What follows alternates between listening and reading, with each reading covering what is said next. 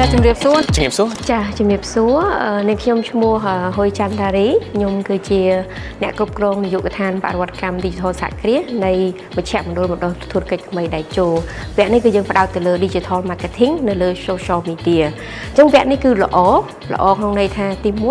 1អ្នករៀនចេះខ្លះឬក៏មិនចេះសោះគាត់អាចចូលរៀនបានហើយយើងបង្រៀនជាភាសាខ្មែរ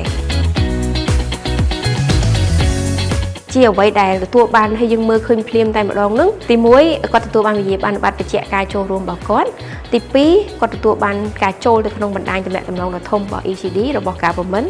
ហើយនឹងទី3គឺគាត់ទទួលបានការគ្រប់គ្រងទាំងហិរញ្ញវត្ថុនិងមិនមែនហិរញ្ញវត្ថុជាបន្តបន្ទាប់ពីកម្មវិធីរបស់យើងអញ្ចឹងខ្ញុំពិតជារីករាយដែលបានចូលរួមនៅក្នុងកម្មវិធីបណ្ដុះបណ្ដាលនៅថ្ងៃនេះដោយសារតែខ្ញុំមើលទៅការីក្លឹមនៃវគ្គសិក្សានេះគឺផ្ដល់អត្ថប្រយោជន៍ច្រើនដែលវានិយាយអំពីយុទ្ធសាស្ត្រនៃការធ្វើទីផ្សារតាមរយៈ Digital Marketing ដែលជាបរិបទថ្មីនៅក្នុងការធ្វើទីផ្សារសម្រាប់សម័យកាលថ្មីនេះអញ្ចឹងតាមរយៈការបណ្ដុះបណ្ដាលនៅក្នុងថ្ងៃនេះមានមេរៀនជាច្រើនហើយនឹងចំណេះដឹងជាច្រើនដែលខ្ញុំទទួលបានតាក់ទងជាមួយនឹងការធ្វើ brandingតើយើងដាក់ logo បែបណាពណ៌បែបណាឲ្យវា consistent គ្នាការធ្វើ content សម្រាប់វគ្គបណ្ដុះបណ្ដាលនេះខ្ញុំឃើញថាល្អទី1មានពាក់ព័ន្ធនឹងផ្នែក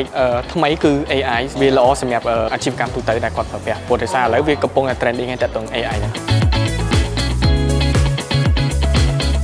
ចំណេះដឹងគឺខ្ញុំទទួលបានច្រើនតាក់ទង AI ប្រការពីមុនខ្ញុំអត់ព្យាយាមអត់សឹបជាមួយនឹង AI ប្រហែលទេបន្ទាប់ពីចូលវគ្គសិក្សានេះហើយឃើញថាវាល្អយ៉ាងដែរតាក់ទងនឹងកម្មវិធីដែលអាចប្រើប្រាស់លើទូរស័ព្ទដៃនិង AI មួយចំនួនចឹង